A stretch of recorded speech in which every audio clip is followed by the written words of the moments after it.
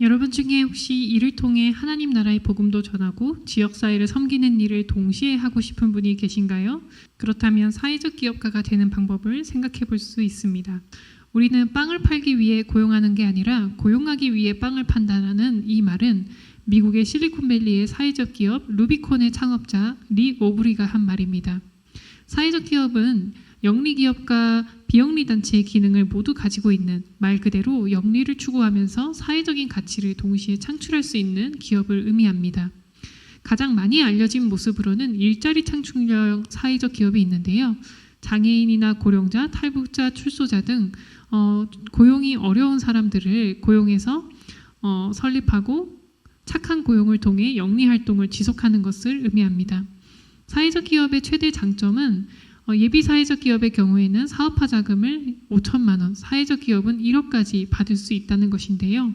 뿐만 아니라 일정 기간 동안 인건비의 50%를 지원받을 수 있어서 충분한 기간 안에 여러분의 사업을 발전시킬 수가 있는 장점이 있습니다. 우선 국내에 있는 사회적 기업을 예를 들어 사회적 기업의 유형을 설명해 드리자면 SK재단에서 운영하는 행복소개도 도시락은 일자리 창출형 사회적 기업이라 할 수 있습니다.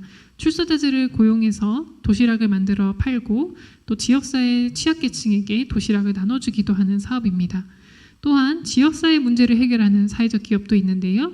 각 지역의 특산품들이 많이 있는데 이런 특산품들은 포장이 예쁘게 되어 있지 않아서 소비자들에게 매력이 느껴지지 않게 되는 그런 경우가 많습니다.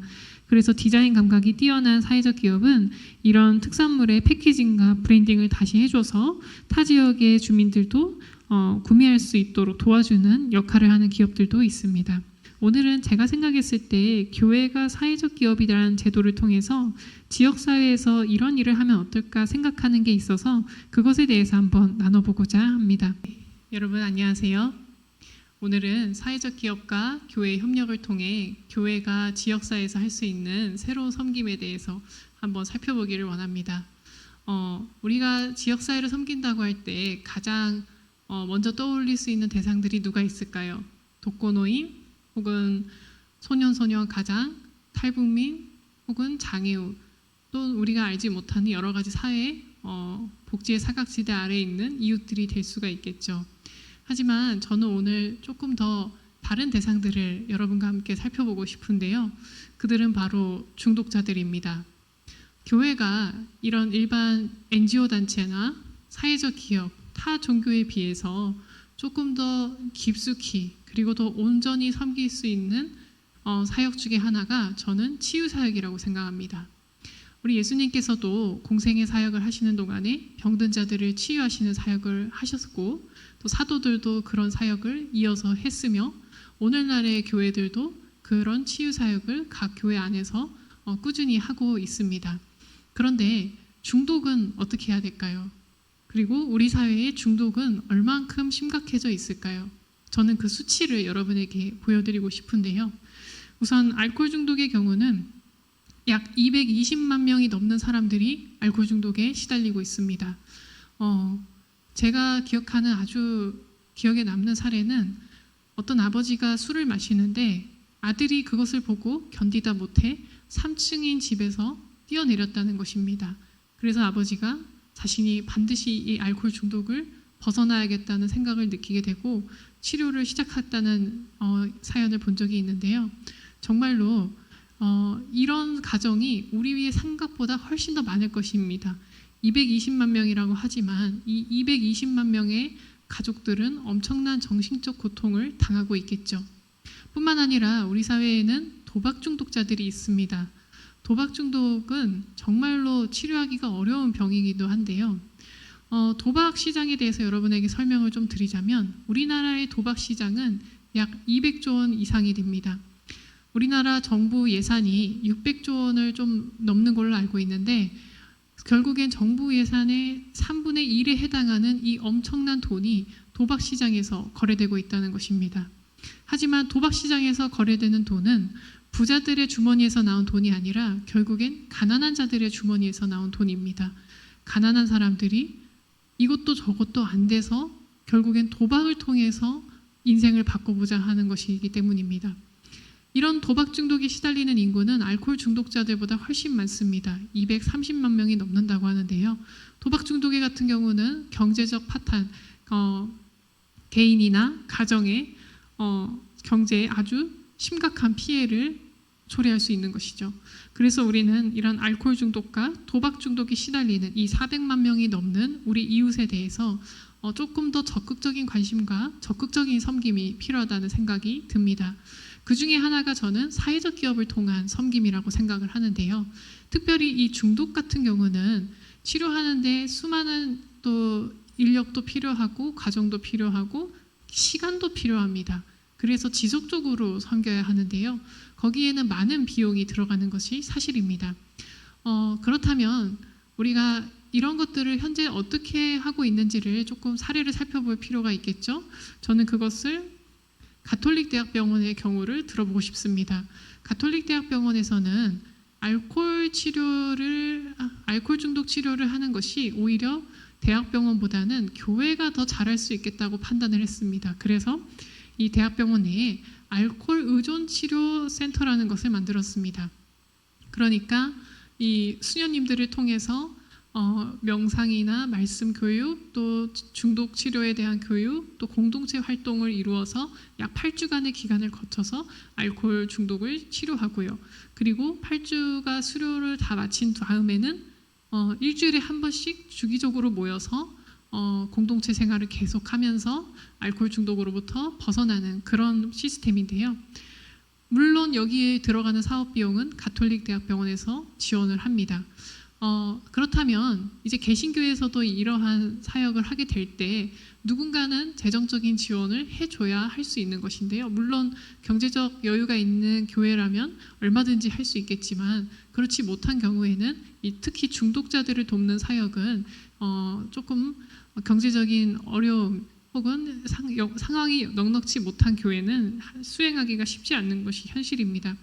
그래서 저는 사회적 기업에 관심을 가질 필요가 있다는 생각이 들고, 특별히 개척교회나 조금 중소형 교회에서는 목회자분들이나 아니면 성도님들 중에서 사회적 기업에 관심이 있는 분들은 사회적 기업을 설립하는 것도 좋다는 생각이 듭니다.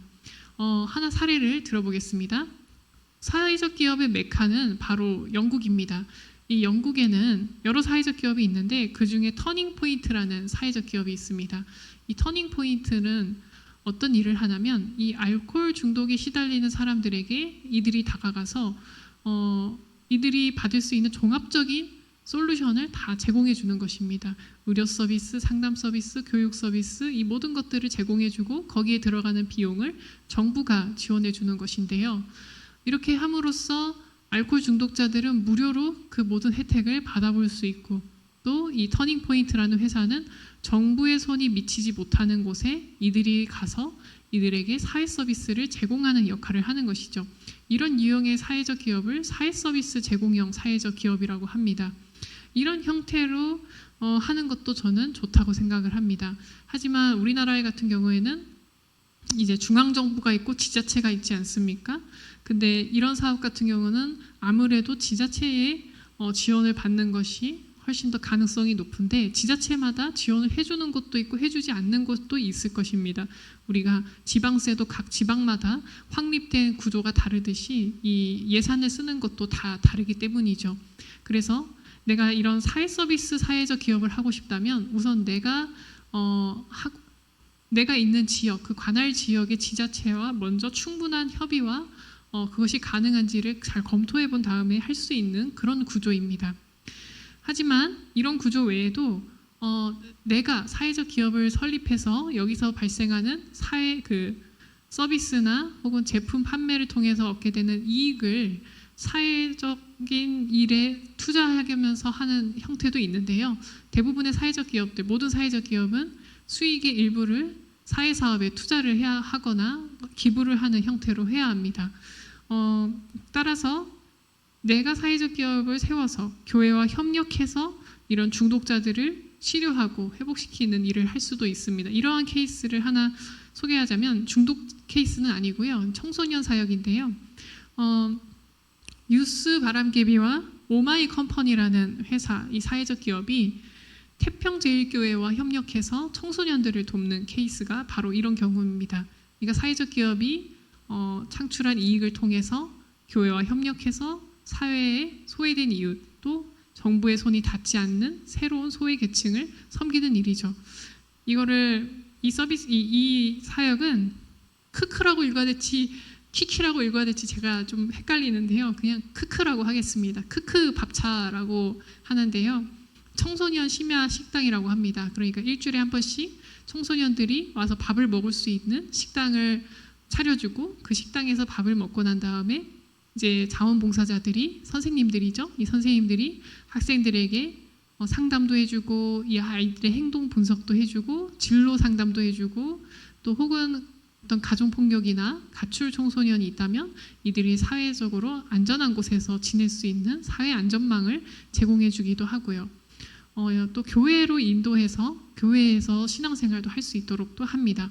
이와 같이 우리가 사회적 기업과 협력하면 혹은 교회 내에 사회적 기업이 하나 존재하면 다양한 또 섬김을 지속적으로 할 수가 있습니다.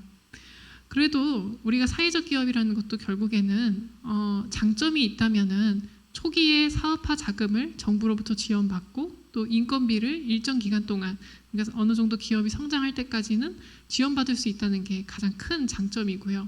그러나 이 기간도 영원하지 않기 때문에 결국에는 2, 3년이란 기간이 지나면은 지원은 끊기거든요. 그럼 지원이 끊긴 다음에는 사회적 기업이 영리 기업과 마찬가지로 시장에서 살아남을 수 있어야 합니다. 그래야 지속적으로 사회적 사업도 감당할 수가 있겠죠. 그렇다면 사회적 기업에게 가장 필요한 것은 결국에는 안전한 수익 모델을 창출하는 것인데요. 그렇다면 비즈니스 모델이 탄탄해야 한다는 것이겠죠.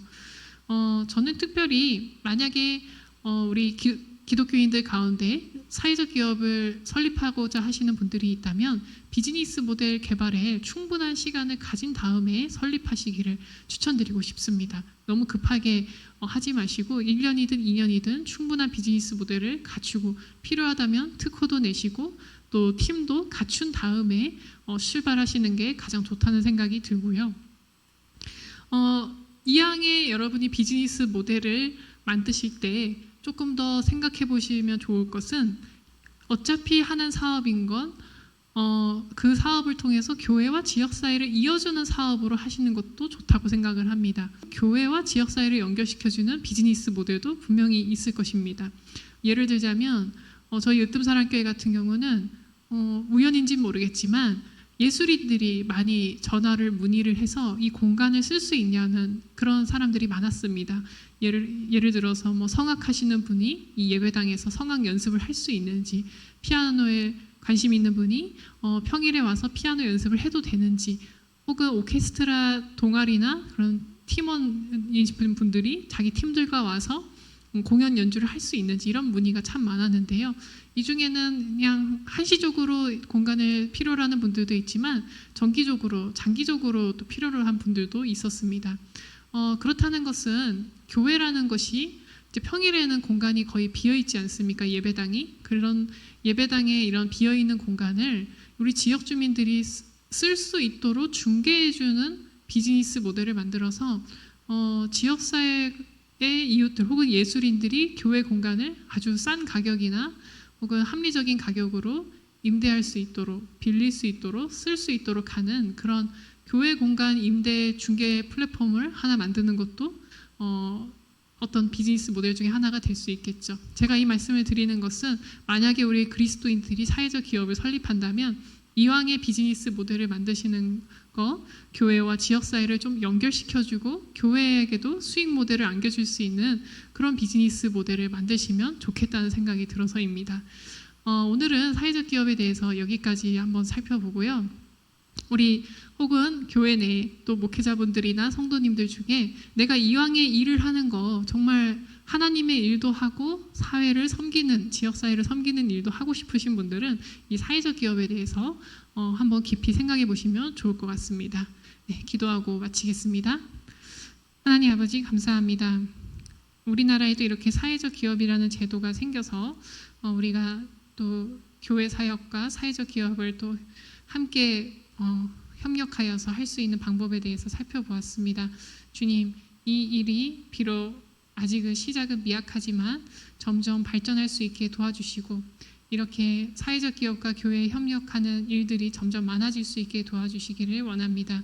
그리하여 해서 우리 사회에 정부의 손이 닿지 않는 곳에 또 여러 가지 알코올 중독과 도박 중독에 시달리는 우리 이웃들에게 정말로 도움이 되고 그들에게 자유함을 안겨줄 수 있는 그러한 치유 사역과 전인적인 치료 사역을 감당할 수 있는 교회들이 될 수 있도록 인도하여 주시옵소서. 함께해 주실 줄 믿으며 예수님의 이름으로 기도합니다. 아멘.